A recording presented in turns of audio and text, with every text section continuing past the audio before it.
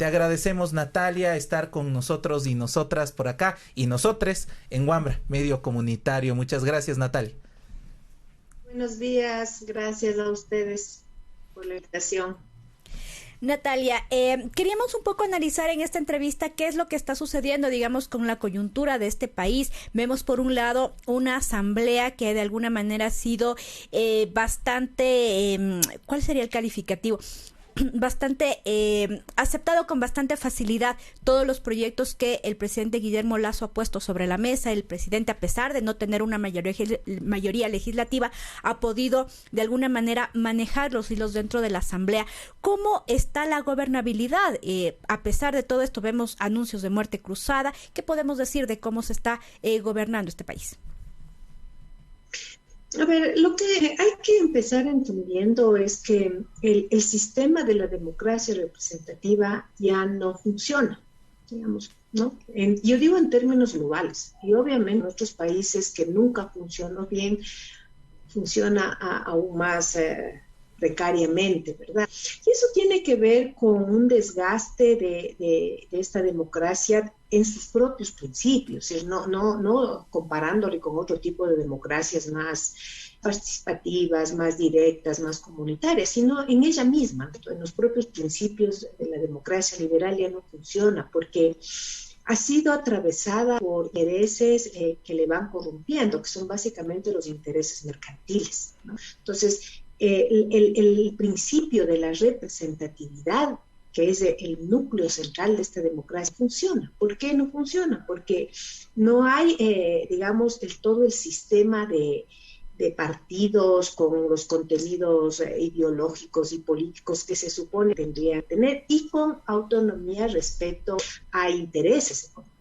Entonces, esta colonización de los intereses económicos y mercantiles del proceso electoral que se puede ver en el financiamiento a las campañas, ¿no es cierto?, de empresas de todo tipo, desde grandes empresas hasta pequeñas empresas, incluso empresas ilegales. Claro, si es que hay un financiamiento de las campañas del mundo de los negocios, entonces eso va a dañar la representatividad. Ahora, algunos partidos, algunos movimientos donde eso, digamos, no está tan fuerte, ¿no es cierto?, como una colonización, son unos directamente partidos de empresarios, que es el actual gobierno. Pues, o sea, no olviden que el gobierno actual es el gobierno de un banquero, directamente así, más allá que hay que deja, eso no importa, igual que fue en Chile Piñera, ¿no es cierto? O sea, dejando relaciones directas con sus empresas para poder acceder a la administración de Estado, pero son realmente gobiernos empresariales, este es gobierno de un ¿qué? Entonces, ¿qué representatividad real puede haber ahí? O sea, que de alguna manera exprese la conflictividad de la sociedad, ¿no es cierto? Porque obviamente la sociedad es heterogénea y compleja, por eso mismo se supone que debe haber esta representación. Pero es así. Ahora, podrían haberle hecho un contrapeso, ¿no es cierto?, a las otras fuerzas. El problema es que como todo es corrompido, comienza a buscar directamente en función de intereses de grupo, a veces de personas. No debaten, no discuten, no acuerdan temas sociales en estos, no temas de intereses particulares. Por todas las organizaciones que llegan a esta administración del Estado funcionan así. O sea, no es nuevo. O sea, peor con un gobierno empresarial. Y esto, lo último, que no es algo nuevo, porque estamos analizando en el entorno más cercano del presidente Lasso, se encuentra la democracia popular. O sea, yo digo, 1998, 2000, el gobierno de Jamil Maguad Wade, hay este feriado bancario, la crisis económica, estaba ahí en la administración la democracia popular. Uno de los agentes políticos y económicos era Guillermo Lasso. Ahora lo tienes a Juan José Pons como consejero presidencial ad honorem.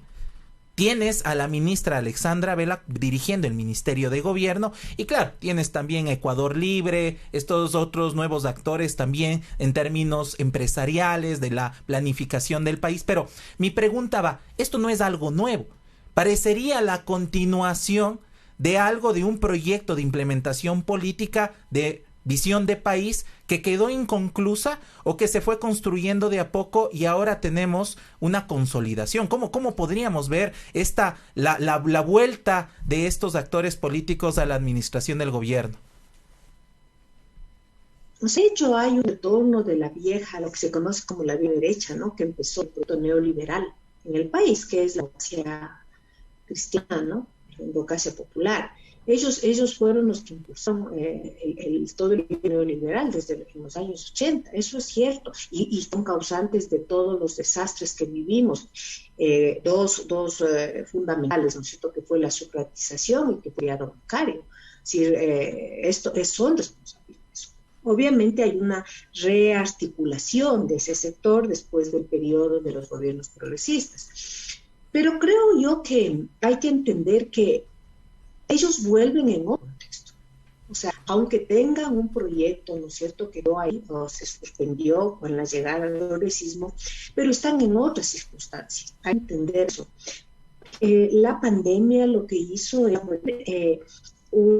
una serie de condiciones que venían como retenidas, pero que con la pandemia se abren.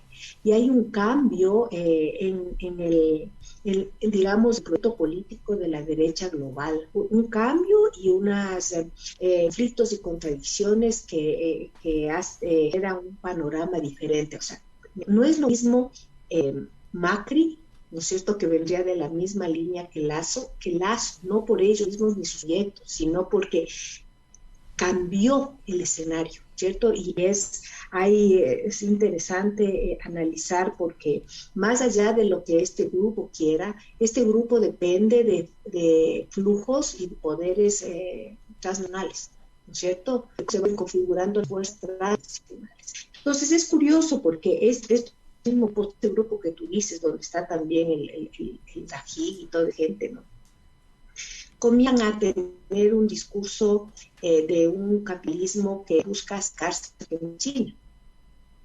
Antes era imposibles, porque existen otras condiciones. Esto no de alguna manera quiere decir que van a mejorar las condiciones, ¿no?, del país, siguen sus propios intereses, pero hay que entender que son nuevos contextos, que quizás esto genere una confusión en la sociedad, ¿no es cierto?, y en sectores de izquierda, para entender lo que está pasando con estos. O sea, miren, el Pinargotti, este periodista Pinargotti, desde que entró Lasso, le dice, ¿no?, a Lasso que tenga cuidado con radicalizarse en el neoliberalismo. El Pinargotti.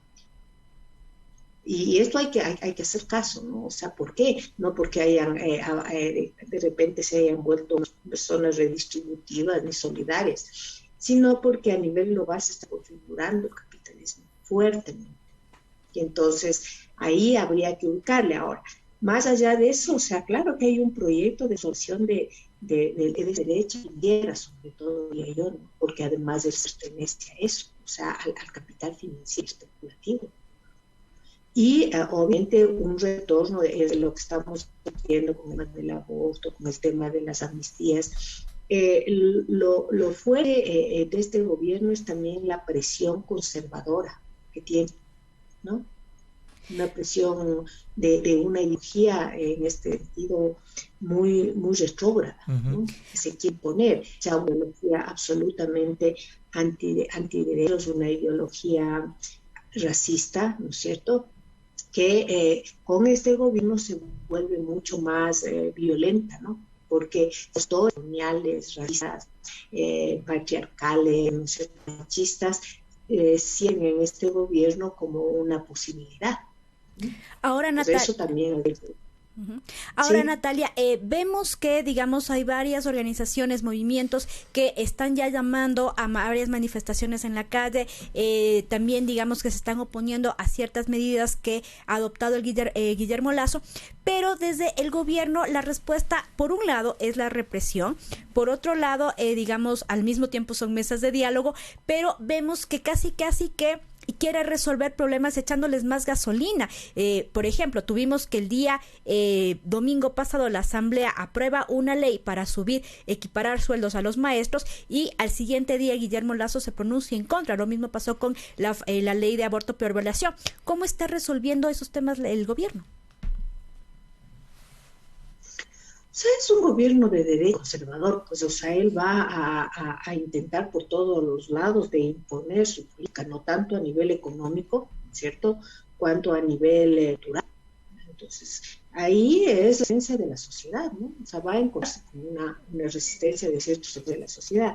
El tema es que él va a mover, el gobierno va a mover, por ejemplo, en el caso del tema del aborto, va a mover mucho la cultura ecuatoriana. O sea, eso no podemos negarnos, es una cultura todavía conservadora, muy conservadora. Entonces él va a mover religión católica y todo, entonces él va a mover eso. Por el lado del tema de las reivindicaciones, digo, eso a mí todavía no entiendo bien, porque me ha estado un poco ligada a entender lo que está pasando a nivel global para ver cómo ahí le puedo entender el gobierno, ¿no? Hay, por ejemplo, esto de subida del sueldo, ¿no? A $25 que subió. Hay una reconfiguración a nivel global que está ligada un poco a golpear a la clase media. No es aquí. Por ejemplo, todo este tema de la ley tributaria es un golpe a la clase media. Pero eso no es de aquí. O sea, eso es una cosa como global, de unas nuevas directrices están dándose en el Foro Económico Mundial. ¿Sí? Por ejemplo, como tratar de tener el acceso de la clase media a un mayor consumo. Entonces, digamos, por eso ahí parece que muchos cercanos decían que está bien que se les den impuestos a la clase media, a los que más ganan. El problema es que no se topan con las grandes corporaciones, pero ciertamente sí hubo digamos, de esto de subir los impuestos en esta lógica de redistribuir con los sectores que más dan.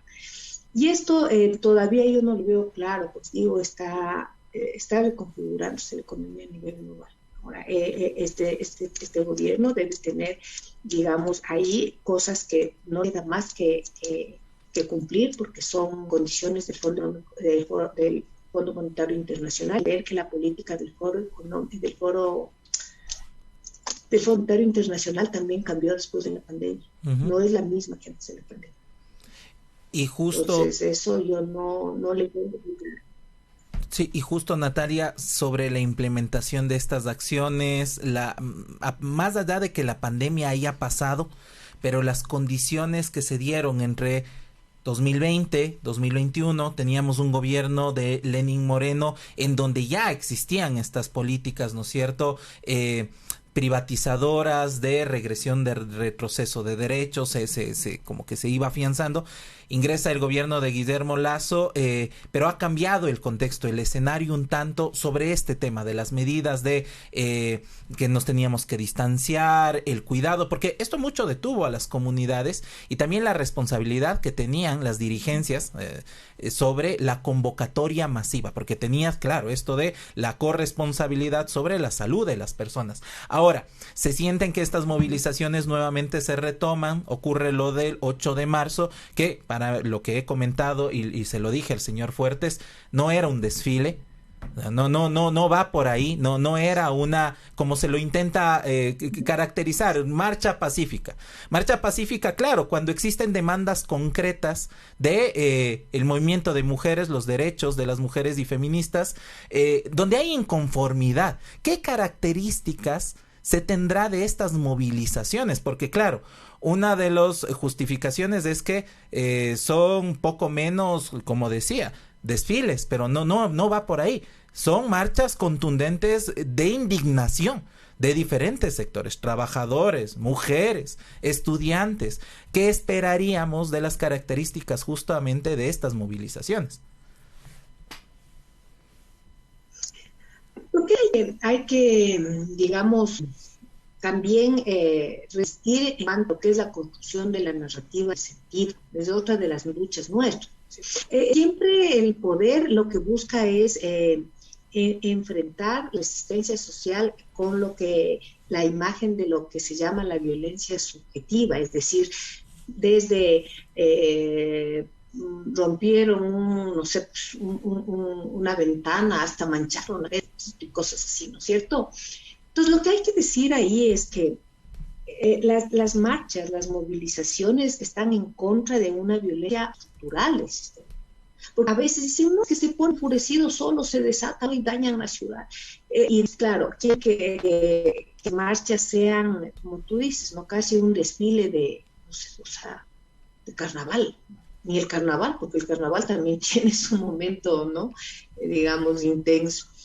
Y es porque lo que se trata de ocultar el cómo los medios, sobre todo hegemónicos, y el gobierno construyen el relato es como ocultando las causas estructurales que llevan a la gente, a la sociedad a movilizarse. Siempre hay que estar recordando eso. Lo que han hecho las compañeras feministas, ¿no?, en esta marcha, es decir, muy bien en las redes, pero eso hay que decir. La resistencia no puede estar alejada de lucha. O sea, la resistencia no, como diría el CISEC, ¿no? O sea, no está descafeinada, pues. O sea la resistencia no es sometimiento, la resistencia ya es lucha. Y la lucha, obviamente, lo que busca es doblegar, ¿no es cierto?, las estructuras de dominación o romper estructuras de dominación. Eso es lo que busca, porque si no, entonces, ¿qué sentido tiene salir a movilizarnos? Vamos a tratar de revertir los procesos de opresión. O sea, ahí sí es una pues. O sea, ¿para qué entonces? ¿Para qué salimos si es que esa no va a mover las estructuras de dominación? No tiene sentido. Natalia, muchísimas gracias por esta entrevista. Creo que han sido algunos puntos bastante interesantes que ameritan seguirlos tratando. Como tú mencionas, son temas profundos a largo plazo. Bueno, agradecemos nuevamente tu presencia aquí en Wambra.